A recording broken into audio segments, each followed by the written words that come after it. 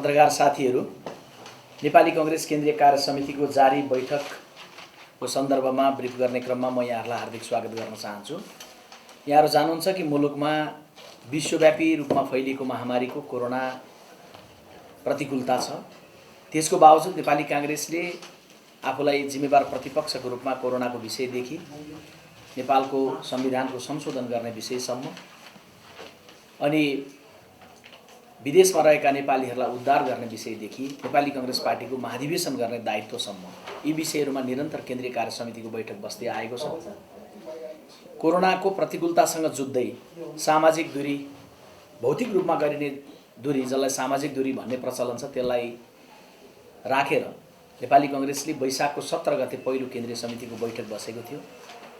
त्यस्तै जेठको 17 गते अर्को बैठक, जेठको 26 गते अर्को बैठक र आज असारको 16 गते हामी कोरोनाको प्रतिकूलताको बीचमा पनि केन्द्रीय कार्य समितिको चौथो बैठक बसिरहेका छौँ। बैठकमा नेपाली कांग्रेस पार्टीको 76 साल माघ 29 गते बसेको केन्द्रीय कार्य समितिको बैठकले निर्धारण गरेको समायोजन र क्रियाशील संस्था वितरणको कार्यतालिकालाई संशोधन गर्ने विषय र 76 साल माघ 13 गते बसेको बैठकले निर्धारण गरेको अधिवेशनका प्रक्रियाहरूको कार्यतालिकालाई संशोधन गर्ने विषय छलफलको क्रममा छ। बैठकमा नागरिकता विधेयकसँग सम्बन्धित विषयमा पनि संसदीय समितिबाट जे पारित भएको छ त्यस सम्बन्धमा पनि नेपाली कांग्रेस पार्टीको केन्द्रीय कार्य समितिको बैठक मार्फत धारणा निर्माण गर्नका लागि छलफल भइरहेको छ। केन्द्रीय कार्य समितिको बैठकमा नेपाली कांग्रेस पार्टीका महामन्त्री पूर्णबहादुर खड्काले यी प्रस्तावहरू प्रस्तुत गरिसकेपछि केन्द्रीय सदस्य दिलेन्द्र प्रसाद बडु, डाक्टर मिनेन्द्र रिजाल, सुजाता कोइराला, महेश आचार्य, पूर्व महामन्त्री एवं केन्द्रीय सदस्य कृष्ण प्रसाद सिटौलाले बोलिसक्नु भएको छ र अहिले पार्टीका केन्द्रीय सदस्य धनराज गुरुङले आफ्नो विचारहरू प्रस्तुत गरिरहनु भएको छ। नेपाली कांग्रेस केन्द्रीय कार्य समितिको यो बैठक बस्दै गर्दाखेरि, छलफलमा आउँदै गर्दाखेरि यसबीचमा यी विषयहरूका अलावा सम्माननीय प्रधानमन्त्रीजीले केही दिन अगाडि गर्नुभएको टिप्पणीको बारेमा पनि छलफलहरू साथीहरूले आफ्नो विचारहरू राखिरहनु भएको छ। नेपाली कांग्रेस पार्टीको तर्फबाटै पार्टीको प्रवक्ताले कहिले विज्ञप्ति मार्फत, कहिले ट्विट मार्फत, कहिले खुला अभिव्यक्ति मार्फत हामीले धारणा राख्ने चलन छ, यहाँहरू जान्नुहुन्छ। र त्यस क्रममा प्रधानमन्त्रीजीको टिप्पणी उपर पार्टीको टिप्पणी ट्विट मार्फत, प्रवक्ताको ट्विट मार्फत आएकै छ। आज थप तपाईहरु मार्फत म राख्न चाहन्छु कि सम्माननीय प्रधानमन्त्रीजीले प्रधानमन्त्री पदको जे गरिमा हो त्यो गरिमालाई सुरुवातका दिनदेखि नै उच्च गरिमालाई बुझ्नु भएन। सम्माननीय प्रधानमन्त्री भनेर सम्मानपूर्वक प्रतिपक्षले प्रतिकूल राजनीतिक परिस्थितिहरू सबै अनुकूलतामा बदलिसकेर मुलुक उहाँले सम्हालेको बेला मुलुकले समृद्धिको दिशामा गतिशील ढङ्गले जानुपर्छ भनेर जिम्मेवार ढङ्गले प्रतिपक्षको भूमिका निर्वाह गरी आएकै पनि हो। उहाँलाई सामान्य बहुमत मात्रै होइन, 2/3 बहुमत एउटा मधेस केन्द्रीय दललाई गाँसिसकेपछि त्यो पनि प्राप्त भएको हो। तर सबै अनुकूलताहरूलाई प्रतिकूलतामा क्रमशः उहाँले बदल्दै जानुभयो। त्यसका बावजुद पनि सबै मुद्दाहरूलाई, कोरोनाको प्रतिकूलता सुरु भएपछि सबै मुद्दाहरूलाई थाती राखेर हामीले सरकारमा सँगै नरहेर पनि सरकारलाई सङ्कटमा साथ दिएर सङ्कटमा सँगै लड्न सकिन्छ भन्ने धारणा नेपाली कांग्रेस पार्टीले राख्दै आयो। तर त्यसको बावजुद पनि त्यसबीचमा स्वास्थ्य सामग्री खरिदको सन्दर्भमा भ्रष्टाचारका कुरा, राजनीतिक दल विभाजन गर्न सहज हुने गरी राजनीतिक दल विभाजन गर्न मिल्ने खालको अध्यादेश, प्रतिपक्षी दलको नेतालाई सहभागिता बेगर निर्णय गर्न सकिने गरी संवैधानिक परिषद सम्बन्धी अध्यादेश, सांसद अपहरणमा उहाँकै पार्टीका सदस्यहरूको संलग्नता रहेको घटना, यावत घटनाहरू भइसकेपछि प्रधानमन्त्रीजीले मूल विषय मुलुकको जे हो त्यसबाट ध्यान डाइभर्ट गर्नुभयो र अन्ततः प्रधानमन्त्रीजी आलोचित बन्नतर्फ लाग्नुभयो।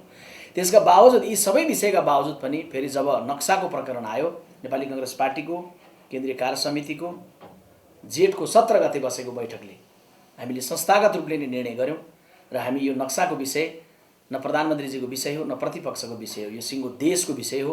त्यसैले हामीले नक्साको सन्दर्भमा सर्वसम्मतिले संस्थागत निर्णयका साथ हामी उभ्यौँ, जबकि त्यो बेलामा सत्तारूढ पार्टीले पनि कुनै संस्थागत निर्णय गरेको थिएन।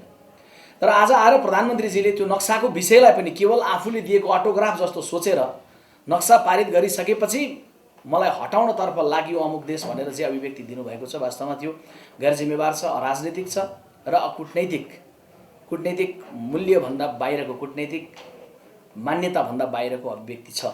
त्यसैले आजको केन्द्रीय कार्य समिति बैठकमा यो विषयमा पनि साथीहरूको बीचमा छलफल भइरहेको छ।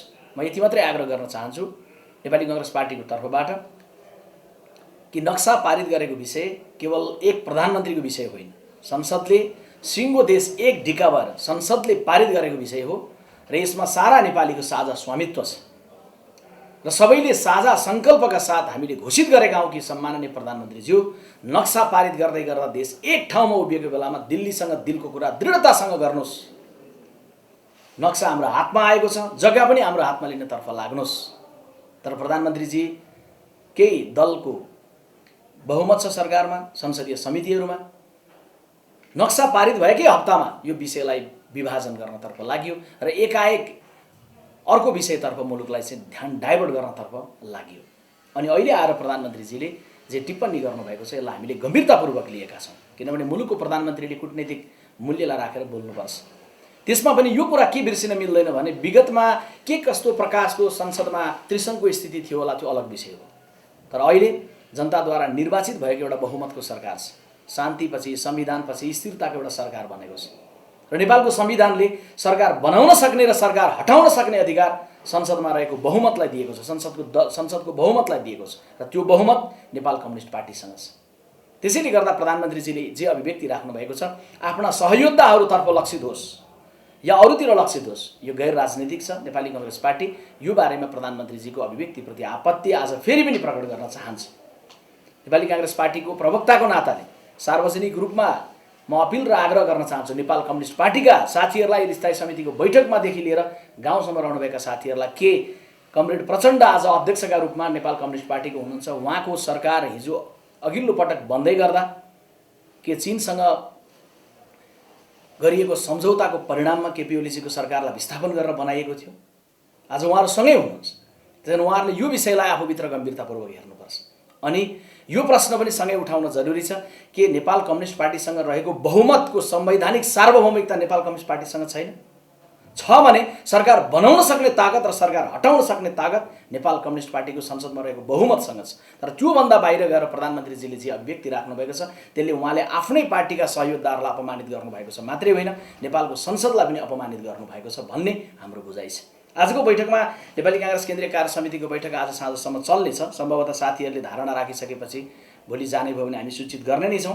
नेपाली कांग्रेस पार्टीको महाधिवेशनका लागि 77 साल असार मसान्तभित्र अघिल्लो कार्यतालिकालाई फागुन 15 भित्रमा गर्ने कार्यतालिकालाई परिमार्जन गरेर असार मसान्तभित्रमा अन्तरिम संरचना समायोजन गर्ने विषयलाई हामीले छुट्याएका छौँ।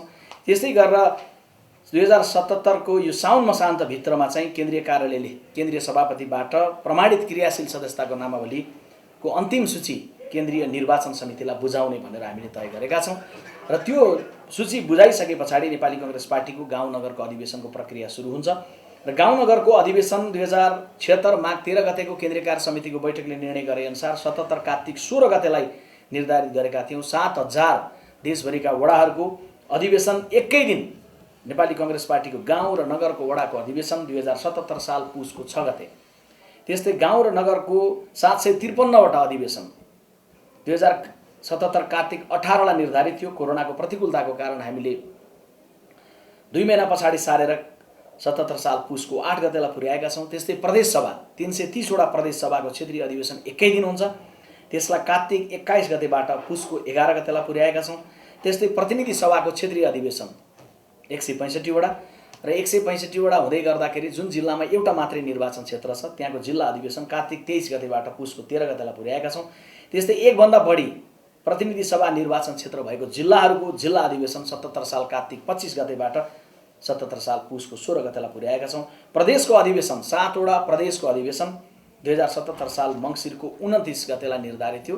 2 महिनापछि लगेर हामीले माघको 6 गते हामीले निर्धारित करिब 1.5 महिना पछाडिको लागि निर्धारित गरेका छौँ र पार्टीको 14औं महाधिवेशन नेपाली कांग्रेस पार्टीको 14औं महाधिवेशनको पूर्व निर्धारित मिति 2077 सालको फागुन 7 गतेको ऐतिहासिक दिनका दिन प्रारम्भ गर्ने र 7, 8, 9, 10 4 दिनसम्म सम्पन्न गर्ने भन्ने मितिलाई अहिले बरकरार राखेका छौँ र हामीले त्यो मितिलाई नचलाइकन 77 साल फागुन 7, 8, 9 र 10 गतेको मितिमै केन्द्रीय महाधिवेशन गर्ने गरी अहिले हामीले कार्यतालिकालाई परिमार्जन गर्ने प्रस्ताव ल्याएका छौँ। केन्द्रीय कार्य समितिको बैठकले यसलाई पारित गरिसके पछाडि अनि हामी यसलाई चाहिँ सार्वजनिक यसलाई निर्णयार्थ लिएर जान्छौँ, निर्णयलाई चाहिँ जिल्लातर्फ पठाएर जान्छौँ। र मैले यहाँहरूलाई यो पनि जानकारी गराउँ कि नेपाली काङ्ग्रेस केन्द्रीय कार्य समितिको आजको बैठकमा 77 जिल्लामध्ये ताप्लेजुङदेखि बर्दियासम्म, सङ्खुवासभादेखि डोटीसम्म, कञ्चनपुरदेखि चाहिँ ललितपुरसम्मका जिल्लाहरू गरेर 51 जिल्लामा नेपाली काङ्ग्रेस पार्टीको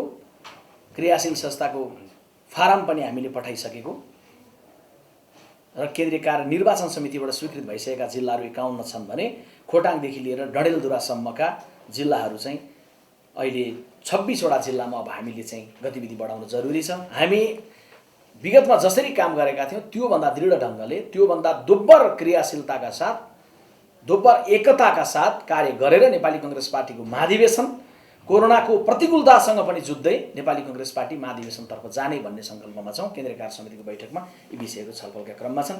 मैले यहाँहरूलाई यही नै जानकारी गराउन चाहन्छु। बाँकी कुरा केन्द्रीय कार्य समितिको निर्णय भइसकेपछि हामी तपाईँहरूलाई सार्वजनिक गर्नेछौँ। नेतृत्वको सरकारको पालामा अन्तिम हस्ताक्षर हुँदै गर्दा